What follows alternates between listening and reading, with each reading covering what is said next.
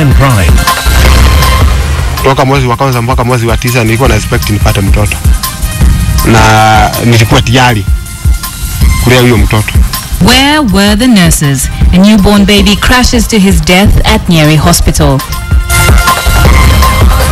Stealing from the poor, ghost beneficiaries in cash for the elderly program. Mtoto kama huyu ambaye anafanya kazi kwa miaka 8 alikuwa anastahili kwenda labda Alliance Girls or Alliance Boys or Mangu, anajipata kwa shule ndogo. Ni pigo sana kwa maisha yake.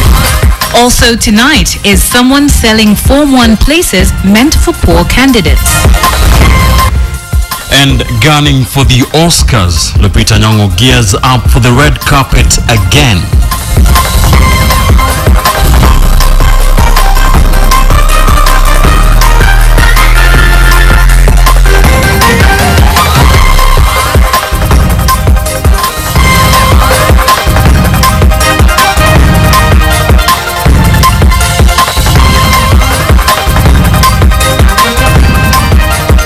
Good evening from the Standard Group Center here in the Kenyan capital, Nairobi, and thank you for joining us on KTN Prime. I'm Ben Kitty. It's great to have you with us this evening. I'm Nancy Kachingira, and our sign language interpreter is William Silla. Now, we begin tonight with a case that will revive that ugly debate on the state of Kenya's healthcare system. Now, a mother in Nyeri is seeking justice after her baby dropped on the floor straight from her womb and died minutes later. Now, the mother says she was forced to give birth while standing because there was no nurse to attend to her. Our Central Kenya reporter Carol Nderi begins our coverage tonight with a story that has left in its wake a distraught family and a baffled public.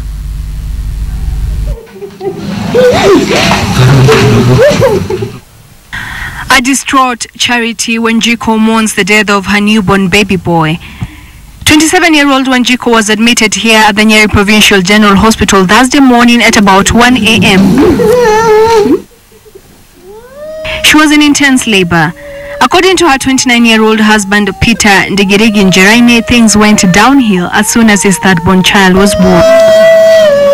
Hiyo ni kama madharau tu. Ni mtoto kwa hospitali. Hiyo ni matibabu kweli. Na watu nisi tunatoaga hiyo pesa ya kodi wanalipwa. Nikamwambia ama mnafanya kazi na madharau na mwaiji maternity ni ya bure. He quickly rushed to the hospital, but what he encountered there baffled him even more. Sana shidwa. Toka mwezi wa kwanza mpaka mwezi wa 9 nilikuwa na expect nipate mtoto. Na nilikuwa tayari kulea huyo mtoto. Sasa sina. Na mama ako hapa kwa hospitali kulia tu. As parents of two daughters aged 10 and 6, Peter and Charity were excited at the prospect of holding their son, but that was not to be. And an inconsolable Charity has to share the maternity ward with other beaming mothers cuddling their newborns. The hospital administration, led by the medical superintendent Silas Njoroge, admits that indeed the unfortunate incident did occur. And unfortunately, she delivered while standing. And as you know, when you are standing, her legs apart, the infant, the baby, fell on the floor and hit the ground with the head. And of course the child was resuscitated, but unfortunately passed away within 10 minutes. Attributing it to lack of adequate personnel. We have around 250 nurses in the whole hospital. Okay? And ideally we are supposed to be having almost 600 nurses. The family, however, alleges that there was nobody to attend to Charity. Wakati tuliingia the first time tulipata hao nurses wakiwa wamelalia meza, mmoja amelala kwa meza, mmoja amekaa kwa kiti, wakalala for about 45 minutes. Tukua tumewangoja tu hapo nje. Ndio tuliona wameamka mahali walikuwa wanalala. Our maternity is very, very difficult to sleep in that maternity, especially on nights like yesterday where there are deliveries, there are emergencies to be done. It is very difficult. The anguished family is in pain and a sense of loss engulfs them. We need to do an audit and see what went wrong. In 2012, the Nyeri Provincial General Hospital was awarded for having the best maternity care countrywide. Well, it is ironical that this very hospital, the Nyeri Provincial General Hospital, was awarded in 2012 for having the best maternity care countrywide, and this case puts a blemish to that, putting public hospitals in the spotlight again. Carol Njeri for KTN at the Nyeri Provincial General Hospital.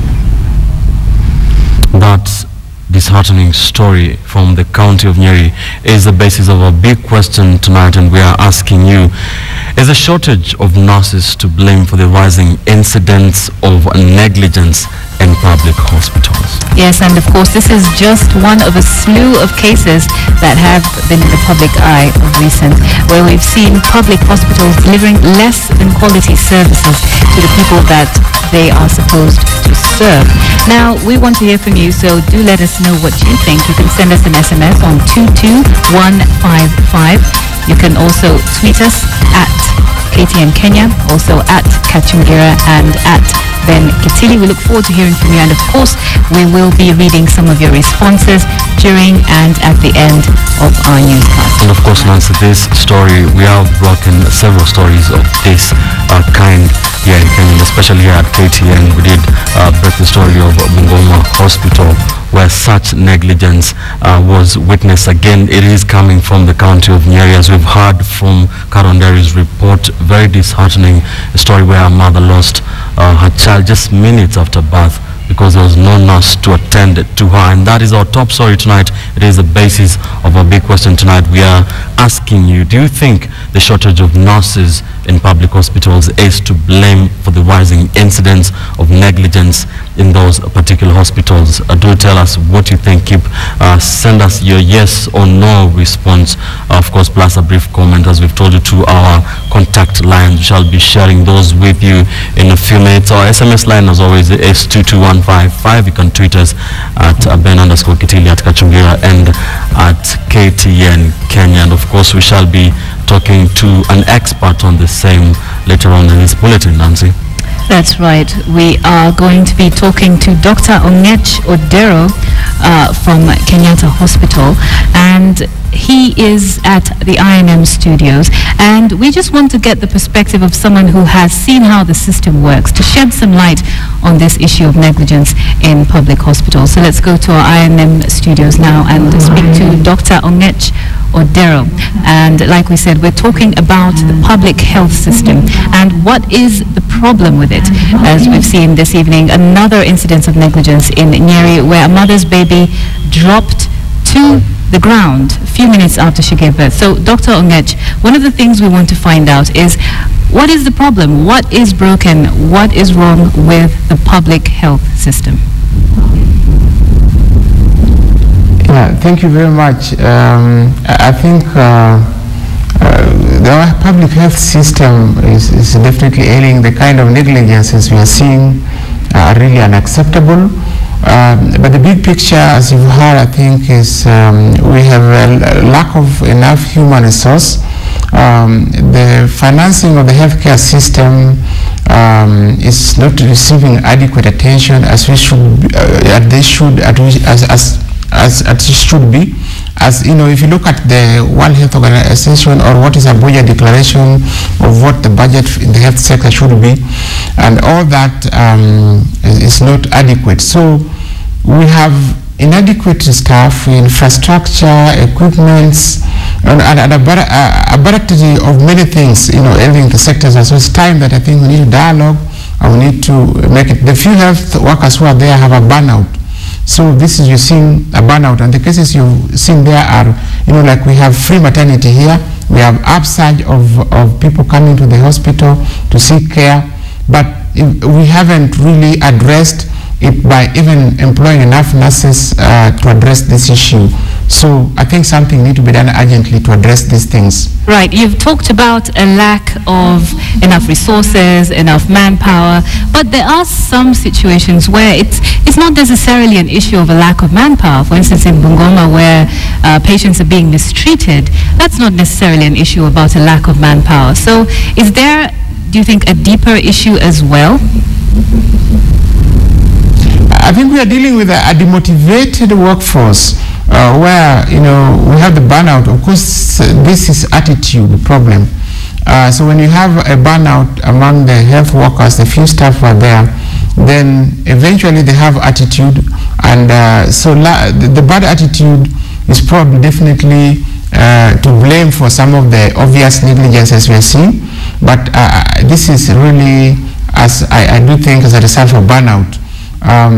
So yes, the health workers should also be held accountable. Some of the incidences we have seen are unacceptable, definitely, and somebody must be held accountable for that. So we also, on the other side, there's less accountability among the healthcare workers, something which really needs to improve if we were to improve the health services in the country. So I think that needs to be addressed. Okay, definitely. So we've talked about an attitude problem as well as a lack of proper resourcing. But whose problem is this to solve? What do you think is the way forward? What can be done immediately to turn this situation around? I think what should be done adequately is to really listen to what the experts in the field are saying. I mean, you've seen several strikes in the health sector. The issue around devolution of the health sector, which of course in the constitution. So generally the health workers are not happy people. So we need to really engage urgently so that we see a way forward. But most urgent quick fixes, I think things like employing nurses in things like addressing what the free maternity, giving resources down there to address the issue of the funding, because most of this you are seeing around maternal child health. A lot of this problem you're seeing them around maternal child health, and I can link them remotely to the upsurge in the free maternity. And I don't think, I know some money probably has been sent out there to address the issue of free maternity, but I think not enough has been done because there were health workers which were to be employed. There were, supplies to be sent down, but then we've been caught up in this issue of devolution debate and the strikes. So I think we need urgent dialogue to see a quick fix, but what is most critical is the issue of the human resource. I think we need to employ nurses and health workers to address this. This is the big thing, is health work, and then the attitude problem, the burnout, which is the root cause of the attitude problem, probably will get better. But they need to be supported. We need probably maybe more counseling services to help those workers who have health workers who have a burnout, so that we get back on track to reduce these bad incidences. And of course, definitely, people who have caused obvious negligences need to definitely be punished. Right, so let's talk about the issue of pay, because that always comes up whenever we have a discussion about the public health system. Do you think that increasing pay is actually going to solve some of these problems, like the attitude problem? Because much as someone may be earning more, is that heart to serve people, is that sincerity with which they took the Hippocratic Oath something that is going to be brought about simply because they're earning more money?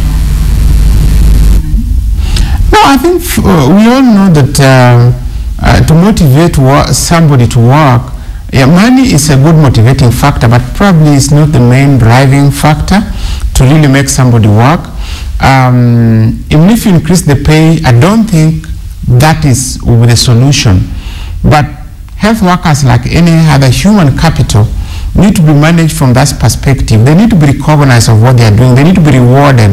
They need to be, promoted. They need to be listened to. So it's more of looking at it in a holistic manner, in a way that you can motivate. I don't think money, increasing the pay, is a quick fix for changing this attitude, but more so of recognition, listening to them, rewarding them, and managing them as a human capital, human resource and human capital would go a long way to improve things. But right now they feel neglected, they feel demotivated. For instance, even there's no housing. We have some of the very good facilities here installed in the city, and you find there's even no house for them, and nobody wants to listen. So I think is listen to the small little issues they are raising. Probably will go a long way to address the attitude problem and motivate them, and rather than even just a quick fix of the pay. I don't think the solutions lie on heavily increasing the pay, but small little motivations. Right. Thank you very much for sharing your insights with us this evening, Dr. Ongech Odero. It's certainly a multifaceted problem. And you can weigh in as well. There's a hashtag going on Twitter, Sick Hospitals, and you can tweet us at KTN Kenya and give us your perspective on this story as well. Indeed, we are seeking your views via social media platforms, especially on Twitter, as Nancy has told you. Our hashtag is Sick Hospital. Keep telling us what you think of what is happening in the public health system. Let me take a look at some of your comments on Twitter. Steve Kimeu says, story of nurses neglecting their work is very disheartening. Delivering while standing unattended is unheard of. That is Steve Kimeu. And another one from Ambassador Olunga on Twitter also said that infant did not die due to shortage of nurses. There were 2 nurses and only one expectant mother coming to deliver. So again, just faulting the public healthcare system. Samuel Njora says, negligence is negligence whether in shortage or abundance. Demotivation and don't care attitude is common. Let me just read one last one here from Caleb Choro, who says, even though negligence is a big issue, even if they are few, they need to address life in a high manner. Keep sending us those tweets. Tell us what you think. Of course, my Twitter handle is Ben_Kitili at Kachungira. That's Nancy's Twitter handle. And of course, at KTN Kenya. Our hashtag is Sick Hospital. Keep telling us what you think about this latest disheartening story from the county of Nyeri. Now, that tragic story from Nyeri is only the latest in a string of cases of medical negligence at public hospitals. Some that were exclusively exposed on KTN could make any pregnant woman shudder at the thought of giving birth in a public hospital. KTN's Mashirima Kapombe looks through our recent files to reveal that growing monster in Kenya's public healthcare system.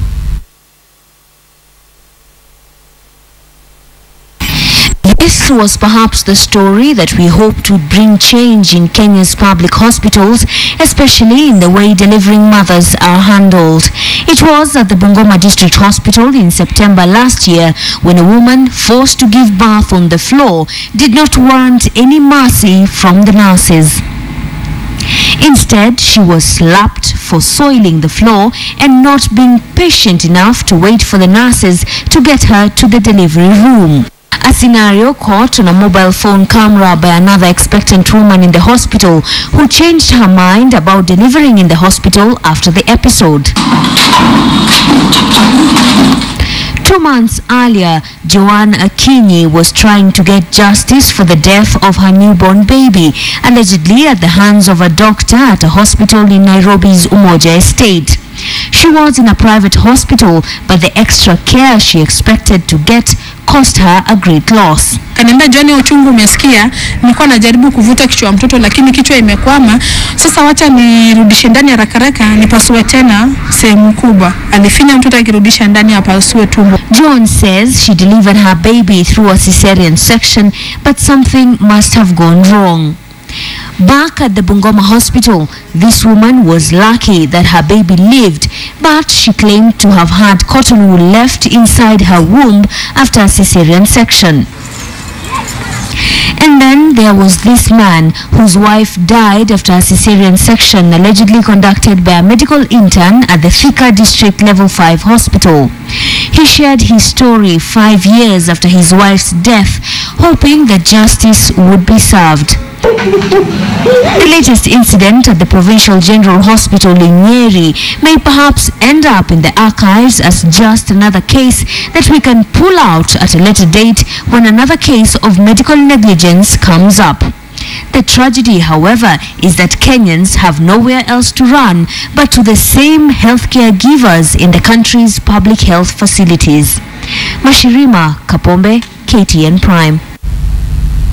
Use that hashtag #SickHospital to let us know what you think about those stories. Let's turn now to yet another nightmare for Kenya's poor. It's now emerging that more than 120 million shillings meant to cushion the country's poor has gone into private pockets. An ongoing audit ordered by the Labour Secretary Kazungu Kambi suggests that there were at least 1,400 ghost beneficiaries on the disability list. And that's not all. A new method of identifying regions in great need of the injection of funds may just lock out those who need it the most. KTN's Wilkie Stanyaba reports on the story that we are following jointly with the Standard newspaper.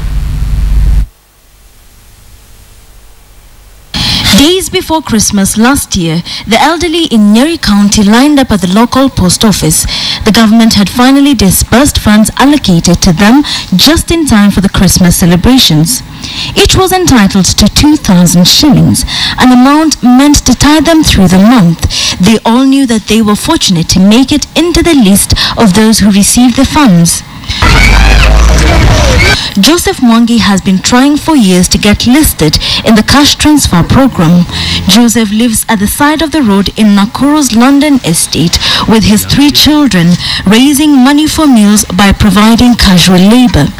3 years ago, he heard about the cash transfer program initiated by the government. Then 71 years old, he applied but was rejected. Sasa tuliandikwa karibu miaka 3 na hatuja hata kuona ni nini Mombasa wote wapewa usaidizi wowote na pesa zinatoka. And now it emerges that Kenya's poor have been losing an estimated 120 million shillings annually from the fund meant to ease the burden of poverty, with a portion of this money allegedly going to ghost beneficiaries. Hizo pesa mimi nafanya kusikia kisijaziona. Serikali inatoa lakini huku kwetu hazifiki. Pesa hizo ambazo hazipatikani na sisi wazee bali zinabebwa na watoto wadogo underage. Since 2004, the government has sought to provide the poorest of households a stipend to enable them to afford the basics. The amount disbursed by the government rose to 12.5 billion shillings in 2013, with the World Bank pledging another injection of 22.5 billion shillings over 4 years, enough money to cushion a large fraction of the country's poor.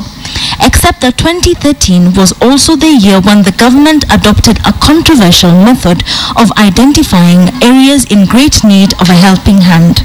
The cash transfer program targets persons with disabilities, the elderly, the urban hungry, the orphans, and vulnerable children.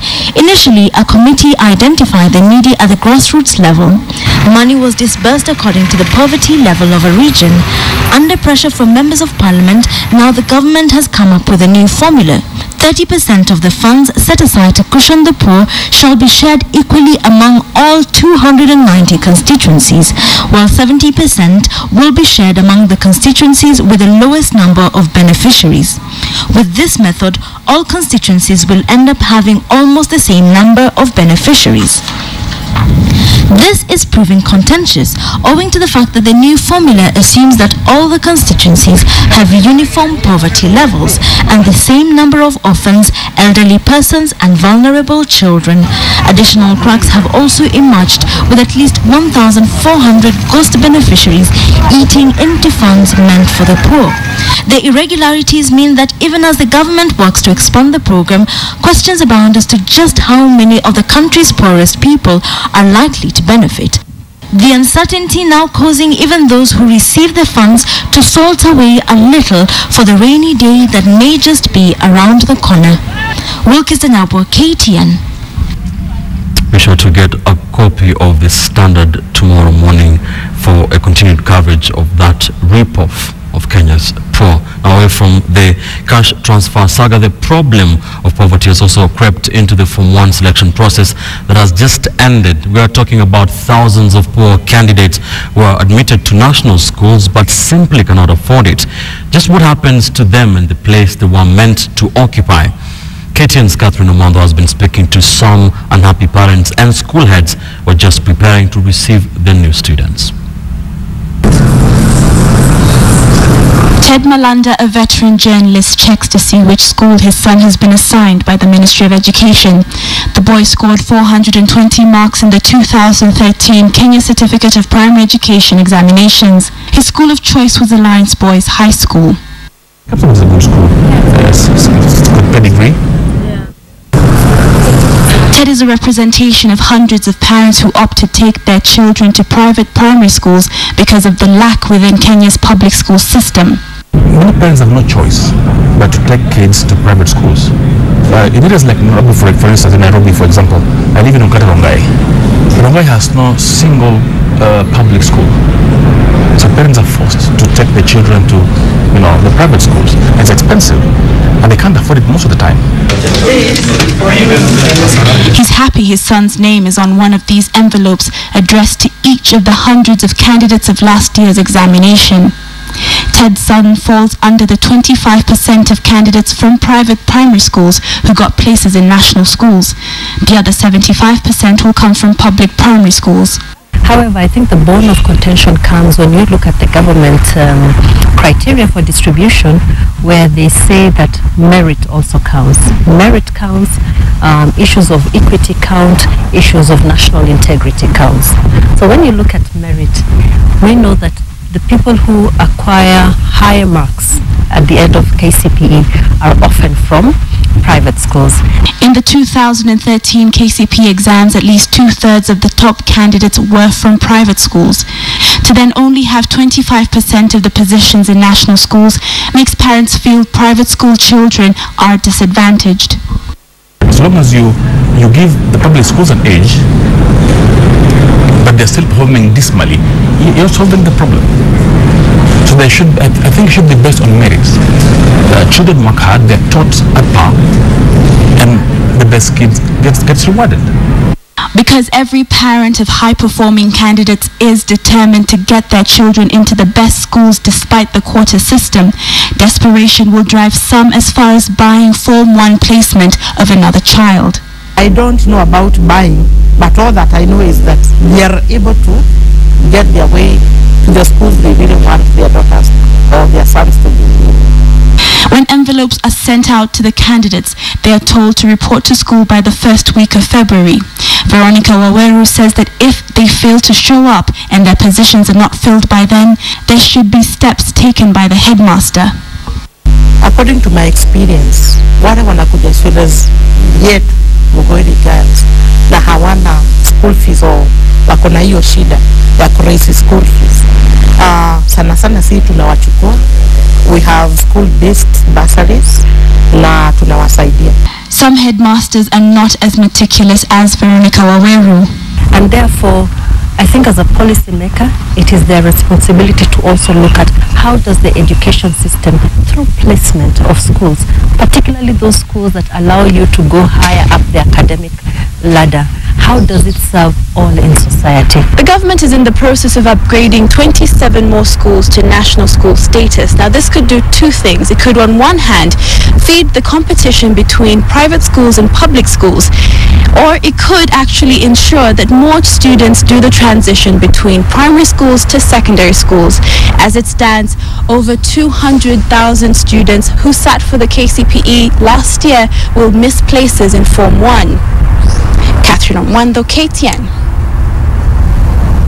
And now to another group of Kenyans who are also on their own. Several inmates will now be forced to represent themselves in court because there is a shortage of lawyers willing to take up their cases. Under the new constitution, anyone who cannot afford a lawyer in a criminal case is entitled to one provided by the government. Betty Kyalo reports on the new government approach of training suspects to defend themselves. It's about 20 minutes past 11 a.m. We arrive at the Langata Women's Prison. We're in a room tucked inside the security walls. A class is in progress. Gereza haziitwi gereza siku hizi. Zinaitwa correctional facilities. The inmates attentive following through the lesson. Qualified identification.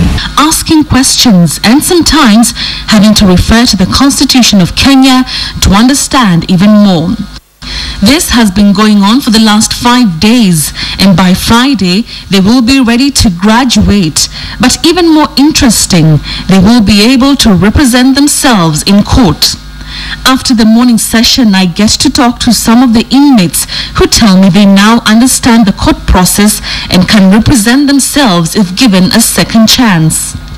Na ni ile tu ile sikuwa na confidence, na ningekuwa na confidence venye tumesoma hii masomo ningejiulizia maswali na niachiliwe, sababu zile mambo zote tumesoma zingeniokoa, kwa sababu ni zile zilikuwa pale kotini ile siku nilikuwa na kesi. Kwa hivyo tunaweza omba kama ingewezekana magistrate kulingana na katiba mpya tuko na rights zetu na za kurudishwa tena retrial. Juu hii maneno iko saa hii ikuwa ile wakati tuweze kujitetea hata tukiwa hatuna lawyer, we are lawyers now. Agnes tells me that on the day she was convicted, she did not have representation as lawyers were beyond financial reach. The same story is shared by Agnes Mwencha, another robbery with violence convict, who says she was naive when she was arrested and did not understand what was expected of her during the case. Tumeweza kujua haki zetu na tukaweza kuna kule tulidhulumiwa, ni kwa sababu hakika wingi wa jela vile tulivyo, si ni kwa sababu ya makosa yale tulifanya, ni kwa sababu ya kukosa kujua. According to Chapter 4, Article 48 of the Constitution, the state is charged with the responsibility to ensure access to justice for all citizens. This means the state should provide legal aid for suspects to ensure a fair trial. However, in Kenya, there are only 10,000 registered lawyers and only half of them are in practice. These numbers indicate that many inmates across the country do not get representation during their trials. We are trying to ensure that then, even though they don't have an advocate, still they know what the law requires, and then they're able to self-represent. Well, we've had instances where some of them actually got out on bail, something that they did not know they had the right to before, or they did not know how to go about applying for the bail. And after the training, perhaps midweek, you have somebody who goes to court, applies for bail, gets it. With the reality of a lack of lawyers willing to take up cases pro bono casting a dark shadow on the future of criminal suspects, classes like this might be a second chance for convicts, especially those who did not get legal aid before conviction. Betty Kialo, KTN.